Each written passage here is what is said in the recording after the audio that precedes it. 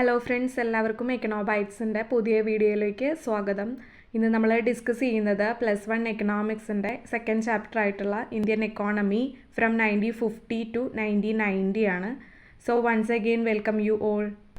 So first ചാപ്റ്ററിൽ നമ്മൾ discuss ചെയ്തിരുന്നത് ഇൻഡിപെൻഡൻസ് വരെയുള്ള ഇന്ത്യൻ എക്കോണമിയെ പറ്റിയായിരുന്നു. സോ ഈ ഒരു ചാപ്റ്ററിൽ മെയിൻ ടോപ്പിക്സ് ആയിട്ട് വരുന്നത് ജസ്റ്റ് ഒരു ഇൻട്രൊഡക്ഷൻ വരുന്നുണ്ട്, അതുപോലെ തന്നെ the goals of 5-year plan, then agriculture, industry and trade, okay, import substitution, ഇതൊക്കെ എങ്ങനെയായിരുന്നു 1950 മുതൽ 90 വരെ ഇന്ത്യയിലിത് എന്നാണ് നമ്മൾ ഈ ഒരു ചാപ്റ്ററിൽ ഡിസ്കസ് ചെയ്യുന്നത്. സോ ഫസ്റ്റ് നമുക്ക് എന്താണ് ഇൻട്രൊഡക്ഷൻ എന്ന് നോക്കാം. India became an independent nation on 15th August 1947. നമുക്ക് എല്ലാവർക്കും അറിയുന്നത് പോലെ തന്നെ 1947 August 15 ഇന്ത്യക്ക് സ്വാതന്ത്ര്യം കിട്ടുന്നു. ബ്രിട്ടീഷുകാരുടെ കൊളോണിയൽ ഭരണത്തിന് കീഴിൽ ഇന്ത്യൻ എക്കോണമിയുടെ അവസ്ഥ എന്ന് പറയുന്നത് വളരെ മോശമായിരുന്നു എന്ന് നമുക്ക് എല്ലാവർക്കും അറിയാം. Then, in order to bring stability and faster economic growth, the leaders of India took two important decisions regarding the future of the country. അതുകൊണ്ട് തന്നെ ഇങ്ങനൊരു അവസ്ഥയിൽ നിന്ന് ഇന്ത്യൻ എക്കോണമിയുടെ അവസ്ഥ കൂടുതൽ സുസ്ഥിരമാക്കാനും വേഗത്തിലാക്കാനും വേണ്ടി സ്വതന്ത്ര ഇന്ത്യയിലെ നേതാക്കന്മാർ പ്രധാനപ്പെട്ട 2 തീരുമാനങ്ങളാണ് എടുക്കുകയുണ്ടായത്. One is parliamentary democracy and another one is mixed economic system. അതായത് ഒന്ന് ഒരു ജനാധിപത്യം സ്വീകരിച്ചു എന്നുള്ളതാണ്, അതുപോലെ തന്നെ ഒരു മിശ്ര സമ്പദ് വ്യവസ്ഥയാണ് ഇന്ത്യൻ എക്കോണമി സ്വീകരിച്ചിട്ടുണ്ടായിരുന്നത്. പ്രധാനമായിട്ടും 3 തരത്തിലുള്ള എക്കണോമിക് സിസ്റ്റങ്ങളായിരുന്നു ഉണ്ടായിരുന്നത്: capitalism, socialism and mixed economy. Capitalism എന്ന് പറയുന്ന എക്കണോമിക് സിസ്റ്റത്തിൽ വ്യക്തികളാണ്, പ്രൈവറ്റ് ഇൻഡിവിജ്വൽസ് ആണ് ഫാക്ടേഴ്സ് ഓഫ് പ്രൊഡക്ഷൻ ആയിട്ടുള്ള ലാൻഡ് ആയിക്കോട്ടെ, ക്യാപിറ്റൽ, ഇൻട്രസ്റ്റ്, പ്രോഫിറ്റ് എല്ലാം കൺട്രോൾ ചെയ്യുന്നത്. ഓക്കെ, അവരുടെ ഒരു പ്രധാനപ്പെട്ട ലക്ഷ്യം എന്ന് പറയുന്നത് പ്രോഫിറ്റ് മോട്ടീവാണ്. പേര് സൂചിപ്പിക്കും പോലെ തന്നെയാണ് ക്യാപിറ്റലിസം, അല്ലേ? മുതലാളിമാരുടെ കയ്യിലാണ് എല്ലാം. Then next one socialism. ഇത് ക്യാപിറ്റലിസത്തിൻ്റെ നേരെ ഓപ്പോസിറ്റുള്ള ഒരു എക്കണോമിക് സിസ്റ്റമാണ്. എല്ലാം നിയന്ത്രിക്കുന്നത് ഗവൺമെൻറ് അല്ലെങ്കിൽ സ്റ്റേറ്റ് ആണ്. കൂടാതെ അവരുടെ ലക്ഷ്യം എന്ന് പറയുന്നത് പ്രോഫിറ്റ് അല്ല, തികച്ചും ജനങ്ങളുടെ ക്ഷേമമാണ്. എന്നാൽ മിക്സഡ് എക്കണോമിക് സിസ്റ്റം എന്ന് പറയുന്നത് ക്യാപിറ്റലിസത്തിൻ്റെയും സോഷ്യലിസത്തിൻ്റെയും നല്ല വശങ്ങൾ കൂട്ടിച്ചേർത്തുകൊണ്ടുള്ള ഒരു മിശ്ര സമ്പദ് വ്യവസ്ഥയാണ്. ഇന്ത്യ സ്വീകരിച്ചിട്ടുള്ളത് മിക്സഡ് എക്കണോമിക് സിസ്റ്റമാണ്. പ്രധാനമന്ത്രിയായിരുന്ന ജവഹർലാൽ നെഹ്റു ആണ് ഈ ഒരു മിക്സഡ് എക്കണോമിക് സിസ്റ്റം ഇന്ത്യക്ക് വേണ്ടിയിട്ട് തിരഞ്ഞെടുത്തിട്ടുള്ളത്. ഈ ഒരു സിസ്റ്റത്തിൻ്റെ പ്രത്യേകത എന്ന് വെച്ച് കഴിഞ്ഞാൽ പബ്ലിക് സെക്ടർ, ഗവൺമെൻറ് ആയിരിക്കും ഡോമിനൻ്റ് റോൾ ഉണ്ടായിരിക്കുക. അതോടൊപ്പം തന്നെ നമുക്ക് പ്രൈവറ്റ് സെക്ടറിനെയും കാണാൻ പറ്റും. ഇന്ത്യയിൽ നമുക്ക് ഈ ഒരു മിക്സഡ് ആയിട്ടുള്ള എക്കണോമിയാണ് കാണാൻ പറ്റുന്നത്, അല്ലേ? നെക്സ്റ്റ് പോയിന്റ് നോക്കൂ. The industrial policy resolution of 1948 and the directive principles of Indian constitution reflect the mixed economy policy orientation of the government. അതായത് ഇന്ത്യൻ എക്കോണമി സ്വീകരിച്ചിരിക്കുന്നത് മിക്സഡ് എക്കണോമിക് സിസ്റ്റം ആണെന്ന് കാണിക്കുന്ന 2 എവിഡൻസുകളാണ് പറയുന്നത്. 1948 വ്യവസായിക നയവും അതുപോലെ തന്നെ ഇന്ത്യൻ കോൺസ്റ്റിറ്റ്യൂഷൻ്റെ നിർദ്ദേശക തത്വങ്ങളും ഇത് കാണിക്കുന്നുണ്ട്. പിന്നീട് നമ്മൾ ഇന്ത്യൻ എക്കോണമിയിൽ വളർച്ച കൂട്ടുന്നതിന് വേണ്ടിയിട്ട് പ്ലാനിങ്ങുകളൊക്കെ വരികയാണ്. അപ്പോൾ പ്ലാനിങ് കമ്മീഷൻ വരുന്നു. അതിൻ്റെ എക്സ് ഒഫീഷ്യോ ചെയർമാൻ എന്ന് പറയുന്നത് പ്രധാനമന്ത്രിയാണ്. അപ്പോൾ അതിൻ്റെ ഡേറ്റ് പറയുന്നുണ്ട് 1950 മാർച്ച് 15 പ്ലാനിങ് കമ്മീഷൻ ഇന്ത്യയിൽ ആദ്യമായിട്ട് നിലവിൽ വരുന്നത്. അപ്പോൾ ഈ ഒരു ഡേറ്റ് നിങ്ങൾ ഓർത്തു വയ്ക്കുക, ഇമ്പോർട്ടൻ്റ് ആണ്. പിന്നീട് പറയുന്ന പോയിൻറ്റ്സ് എന്ന് പറയുന്നത് ഇന്ത്യൻ പ്ലാനിങ്ങിൻ്റെ പ്രത്യേകതകളാണ്. അതായത് ഇന്ത്യയിലെ പ്ലാനുകളുടെ ഡ്യൂറേഷൻ, കാലാവധി എന്ന് പറയുന്നത് 5 വർഷമായിരുന്നു. അതുപോലെ തന്നെ ഇന്ത്യൻ പ്ലാനിങ്ങിൻ്റെ ആ ഒരു മോഡൽ, ഓക്കെ, ഇന്ത്യ കടമെടുത്തിരിക്കുന്നത് സോവിയറ്റ് യൂണിയനിൽ നിന്നാണ് എന്ന് പറയുന്നുണ്ട്. അതുപോലെ തന്നെ ഇന്ത്യയുടെ പ്ലാനിങ്ങിൽ ഷോർട്ട് ടേം ആയിട്ടും ലോങ് ടേം ആയിട്ടൊക്കെ പ്ലാനുകളുടെ ഒരു മിശ്രിതമായിരുന്നു എന്ന് പറയുന്നുണ്ട്. അതോടൊപ്പം തന്നെ ഇന്ത്യൻ പ്ലാനിങ്ങിൻ്റെ ആർക്കിടെക്റ്റ് എന്നറിയപ്പെടുന്നത് പ്രസന്ന ചന്ദ്ര മഹലനോബിസ് ആണ്, PC മഹലനോബിസ്. അപ്പോൾ ഇതും ഇമ്പോർട്ടൻ്റ് ആണ്. അപ്പോൾ നിങ്ങളുടെ പ്ലാനിങ് കമ്മീഷൻ എന്നാണ് നിലവിൽ വന്ന ആ ഡേറ്റ് 1950 മാർച്ച് 15 എന്നുള്ളതും ആരാണ് ഇന്ത്യൻ പ്ലാനിങ്ങിൻ്റെ ആർക്കിടെക്റ്റ് എന്നുള്ളതും നിങ്ങളൊന്ന് ഓർത്ത് വയ്ക്കുക. നെക്സ്റ്റ് ടോപ്പിക്ക് വരുന്നത് the goals of 5-year plan ആണ്. അതായത് നമ്മൾ പ്ലാനിങ് കമ്മീഷനൊക്കെ സെറ്റപ്പ് ചെയ്തു. ഓരോ പ്ലാനിനും സ്പെസിഫിക് ആയിട്ടുള്ള ലക്ഷ്യങ്ങളൊക്കെ ഉണ്ടായിരുന്നു, പക്ഷേ ജനറൽ ഗോൾസ് ആണ് ഇവിടെ പറയുന്നത്. അപ്പോൾ ആദ്യത്തെ പ്ലാൻ എന്ന് പറയുന്നത് 1951 ഏപ്രിൽ 1 തുടങ്ങി 1956 മാർച്ച് 31 അവസാനിക്കുന്ന പ്ലാനായിരുന്നു. 5 വർഷം കൂടുമ്പോഴാണെന്ന് ഓർത്തിരിക്കുക. 1950 പ്ലാനിംഗ് കമ്മീഷൻ വരുന്നു. ഫസ്റ്റ് പ്ലാൻ ആരംഭിക്കുന്ന വർഷം 1951, അവസാനിക്കുന്നത് 1956. അതുപോലെ തന്നെ ഇതിൽ പ്രധാനപ്പെട്ട അതിൻ്റെ ലക്ഷ്യങ്ങളെന്ന് പറയുന്നത് first one growth, then modernisation, third one self Reliance and fourth one equity. First goal എന്ന് പറയുന്നത് ഗ്രോത്ത് ആണ്. നമുക്കറിയാം കൊളോണിയൽ ഭരണത്തിന് കീഴിൽ ഇന്ത്യൻ എക്കണോമിയുടെ അവസ്ഥ വളരെ പരിതാപകരമായിരുന്നു. അപ്പോൾ അതിൽ നിന്നും ഒരു മാറ്റം കൊണ്ടുവരിക അല്ലേ, കൂടുതൽ വളർച്ച ഉണ്ടാക്കുക എന്നത് തന്നെയായിരിക്കും നമ്മുടെ പ്ലാനിൻ്റെ പ്രധാനപ്പെട്ട ലക്ഷ്യം.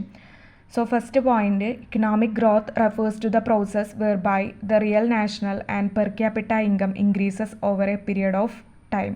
അതായത് എക്കണോമിക് ഗ്രോത്ത് ഉണ്ടാകുന്നത് എപ്പോഴാണ്? നമ്മുടെ നാഷണൽ ഇൻകത്തിലോ ആളോഹരി വരുമാനത്തിലും വർധനവ് ഉണ്ടാകുമ്പോഴാണ്. അതുപോലെ തന്നെ നമ്മുടെ ഗ്രോസ് ഡൊമസ്റ്റിക് പ്രൊഡക്റ്റ് കൂടുക എന്ന് പറയുന്നത് എക്കണോമിക് ഗ്രോത്ത് ആണ് കാണിക്കുന്നത്. അതുപോലെ തന്നെ GDP എന്ന് പറഞ്ഞു കഴിഞ്ഞാൽ വിവിധ സെക്ടറുകളായിട്ടുള്ള agriculture sector, industrial sector, service sector, ഇവയുടെയൊക്കെ കോൺട്രിബ്യൂഷൻ്റെ മൊത്തത്തിനെയാണ് നമ്മൾ GDP എന്ന് പറയുന്നത്. അപ്പോൾ ഒരു എക്കോണമി വളരുക എന്ന് പറയുമ്പോൾ അവിടെ സ്ട്രക്ചറൽ ചേഞ്ച് ഉണ്ടാവും. അതായത് അഗ്രികൾച്ചറിൽ കുറവ് സംഭവിച്ച് സർവീസ് സെക്ടർ കൂടുന്നതായിട്ട് നമുക്ക് കാണാൻ വേണ്ടി പറ്റും. നെക്സ്റ്റ് ഗോൾ എന്ന് പറയുന്നത് മോഡേണൈസേഷൻ ആണ്. ഗ്രോത്ത് മാത്രമായിരുന്നില്ല നമ്മളുടെ ലക്ഷ്യം. അതായത് പ്രൊഡക്റ്റീവ് ആക്ടിവിറ്റീസിൽ അല്ലെങ്കിൽ എല്ലാ സെക്ടറുകളിലെയും മോഡേൺ ടെക്നോളജിയുടെ ഉപയോഗത്തിനെയാണ് നമ്മൾ മോഡേണൈസേഷൻ എന്ന് പറയുക. അതോടൊപ്പം തന്നെ അന്ധവിശ്വാസങ്ങൾ, ആചാരങ്ങളൊക്കെ ഈ വളർച്ചയ്ക്ക്, നമ്മുടെ ഇന്ത്യൻ എക്കോണമിയുടെ വളർച്ചയ്ക്ക് തടസ്സം നിൽക്കുന്നതാണ്. അപ്പോൾ അതൊക്കെ ഒഴിവാക്കണം. വുമൻസിനൊക്കെ ഈക്വൽ സ്റ്റാറ്റസ് കൊടുക്കണം. അതുപോലെ തന്നെ നമ്മുടെ ഈ ജാതി വ്യവസ്ഥ, തൊട്ടുകൂടായ്മ, സമൂഹത്തിലുള്ള അനീതി, വിവേചനം, ഇതൊക്കെ നമ്മൾ നീക്കം ചെയ്യണമെന്നാണ് ഈ ഒബ്ജക്റ്റീവ് കൊണ്ട് ഉദ്ദേശിക്കുന്നത്. നെക്സ്റ്റ് ഗോൾ എന്ന് പറയുന്നത് സെൽഫ് റിലയൻസ് ആണ്. സ്വയം പര്യാപ്തമാവുക. അതായത് മറ്റ് രാജ്യങ്ങളെ നമ്മുടെ ആവശ്യങ്ങൾക്ക് വേണ്ടി ആശ്രയിക്കുന്നത് കുറയ്ക്കുക. അതായത് മറ്റ് രാജ്യങ്ങളെ നമ്മൾ കൂടുതൽ ആശ്രയിക്കുമ്പോൾ നമ്മുടെ പൊളിറ്റിക്കൽ ഫ്രീഡമാണ് പോകുന്നത്. അവർ നമ്മുടെ കാര്യങ്ങളിലൊക്കെ ഇടപെടാൻ തുടങ്ങും. ഒരു കാലത്ത് നമ്മളെ ബ്രിട്ടീഷുകാർ ഭരിച്ചിരുന്നത് പോലെ. അപ്പോൾ വിദേശ രാജ്യങ്ങളെ ഒന്നിനു വേണ്ടിയും ആശ്രയിക്കാതിരിക്കുക, പ്രധാനമായിട്ടും സാധനങ്ങൾക്കോ സേവനങ്ങൾക്കോ ഒന്നും വേണ്ടിയിട്ട്. അതിനെയാണ് സെൽഫ് റിലയൻസ് എന്ന് പറയുക. അതായിരുന്നു നമ്മുടെ പ്ലാനിങ്ങിൻ്റെ തേർഡ് ഗോൾ എന്ന് പറയുന്നത്. ലാസ്റ്റ് ഗോൾ എന്ന് പറയുന്നത് ഇക്വിറ്റിയാണ്. ഗ്രോത്തും മോഡേണൈസേഷനും സെൽഫ് റിലയൻസും തന്നെ നമുക്ക് നമ്മുടെ എക്കോണമിക്ക് ഡെവലപ്മെൻറ്റ് കൊണ്ടുവരുന്നുണ്ട്. പക്ഷേ അത് മാത്രം കൊണ്ടായില്ല. ഇക്വിറ്റി വേണം, സമത്വം വേണം. നമ്മുടെ എക്കോണമിക്ക് ഒരു പ്രോസ്പെരിറ്റി ഉണ്ടാവുകയാണെങ്കിൽ അത് നമ്മുടെ സൊസൈറ്റിയുടെ എല്ലാ സെക്ഷനിലും എത്തിച്ചേരണം എന്നാണ് പറയുന്നത്. അതുകൊണ്ട് തന്നെ ഇക്വിറ്റി എന്നുള്ള ഗോളിന് വളരെയധികം ഇമ്പോർട്ടൻസ് കൊടുത്തിട്ടുണ്ട്.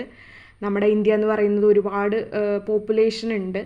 അപ്പോൾ ഡെവലപ്മെൻറ്റ് ഉണ്ടാകുമ്പോൾ അത് കുറച്ച് പേര് മാത്രം ആസ്വദിച്ചാൽ പോരാ. അങ്ങനെ ആസ്വദിക്കുകയാണെങ്കിൽ അത് അൺജസ്റ്റ് ആൻഡ് അൺഎത്തിക്കലാണ് എന്നാണ് പറയുന്നത്.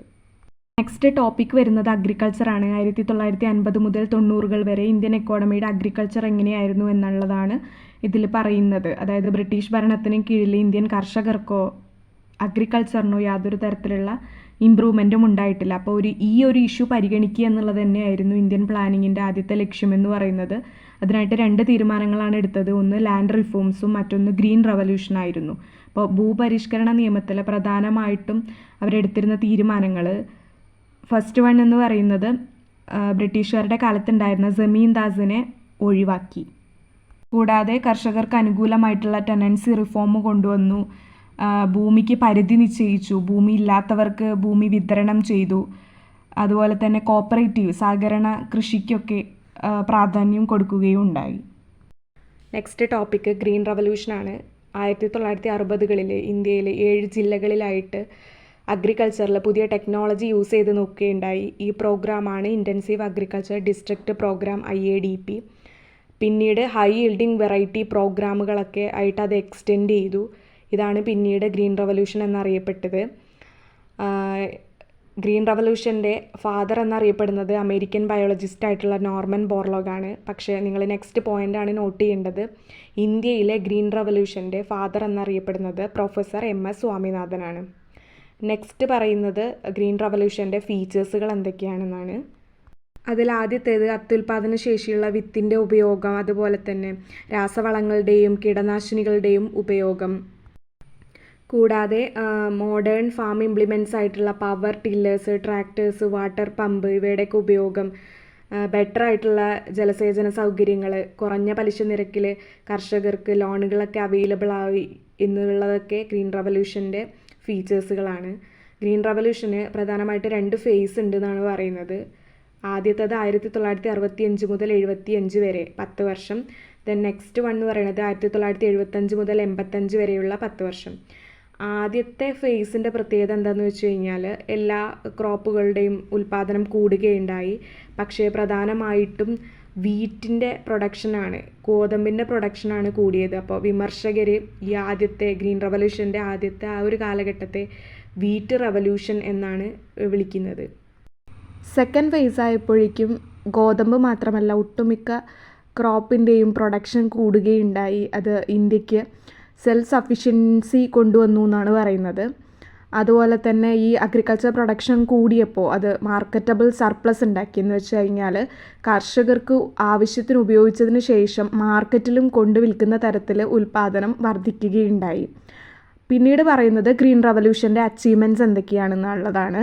ഫസ്റ്റ് വൺ പറയുന്നത് നമുക്ക് സെൽഫ് സഫിഷ്യൻസി വന്നു ഫുഡ് ഗ്രെയിൻസിൻ്റെ കാര്യത്തിൽ. കാരണം ഫുഡ് പ്രൊഡക്ഷൻ വളരെയധികം കൂടുകയുണ്ടായി. അതുപോലെ തന്നെ കൊമേർഷ്യൽ ക്രോപ്സിൻ്റെ പ്രൊഡക്ഷനും കൂടി. അതോടൊപ്പം തന്നെ ഫുഡ് ഗ്രെയിൻസിൻ്റെ പ്രൈസ് കുറഞ്ഞു. അപ്പോൾ ഇന്ത്യയിൽ എല്ലാവർക്കും അത് വാങ്ങാവുന്ന രീതിയിലേക്ക് മാറി. ഗവൺമെൻറ്റിന് കൂടുതൽ പ്രൊഡക്ഷൻ കൂടിയപ്പോൾ ബഫർ സ്റ്റോക്കായിട്ട് വെക്കാൻ വരെ ഫുഡ് ഗ്രെയിൻസ് ഉണ്ടാവുകയുണ്ടായി. അതുപോലെ തന്നെ ഇന്ന് കാണുന്ന റേഷൻ കടയിലെ പബ്ലിക് ഡിസ്ട്രിബ്യൂഷൻ സിസ്റ്റം ഒക്കെ കൂടുതൽ ശക്തി പ്രാപിച്ചു. ഇതെല്ലാം തന്നെ ഗ്രീൻ റവല്യൂഷൻ്റെ അച്ചീവ്മെൻറ്റ്സ് ആണ്. നെക്സ്റ്റ് വന്നിട്ട് ലിമിറ്റേഷൻ ആണ് പറയുന്നത്. ശരിക്കും ഗ്രീൻ റവല്യൂഷൻ മൂലം ക്യാപിറ്റലിസ്റ്റ് ഫാമിംഗ് ആണ് കൂടിയത്. അതുപോലെ തന്നെ കൂടുതൽ റിച്ചായിട്ടും പുവറായിട്ടുള്ള ഫാർമേഴ്സിൻ്റെ ഇടയിൽ ഒരു വലിയൊരു ഡിസ്പാരിറ്റി ഉണ്ടാക്കി. അതുപോലെ തന്നെ റിച്ച് ഫാമേഴ്സിനെയാണ് മാർജിനൽ ഫാർമേഴ്സിനേക്കാൾ കൂടുതൽ അത് ബെനഫിറ്റ് ചെയ്തിട്ടുള്ളത്. പിന്നെ ഒരുപാട് ജലസേചന സൗകര്യങ്ങൾക്ക് മേൽ ഹെവി ഡിപ്പെൻഡൻസ് ഉണ്ടായി. പിന്നെ നമ്മുടെ ഹൈ യീൽഡിങ് വെറൈറ്റി ക്രോപ്സ് ആയതുകൊണ്ട് തന്നെ അത് ഇൻസെക്ട്സും പെസ്റ്റുകളൊക്കെ ആക്രമിക്കുന്ന രൂപത്തിലായിരുന്നു. പിന്നെ കെമിക്കൽ ഫെർട്ടിലൈസേഴ്സ്, പെസ്റ്റിസൈഡ്സ് ഒക്കെ ഉപയോഗിച്ചത് മണ്ണിൻ്റെ ആ ഒരു ഫെർട്ടിലിറ്റി കുറയ്ക്കാൻ കാരണമായി. പിന്നെ ഇതിൻ്റെ ഭാഗമായിട്ട് പൊല്യൂഷൻസും വരികയുണ്ടായി. സോ നമ്മൾ ഗ്രീൻ റവല്യൂഷൻ്റെ അച്ചീവ്മെൻറ്റ്സും ലിമിറ്റേഷൻസും ഒക്കെ പറഞ്ഞു. അപ്പോൾ ഈ വീഡിയോയിൽ ഇത്രമാത്രമാണ് ഡിസ്കസ് ചെയ്യുന്നത്. അപ്പോൾ വീഡിയോ ഇഷ്ടമായാൽ ലൈക്ക് ചെയ്യുക, ചാനൽ സബ്സ്ക്രൈബ് ചെയ്തിട്ട് സപ്പോർട്ട് ചെയ്യുക. Thank you all.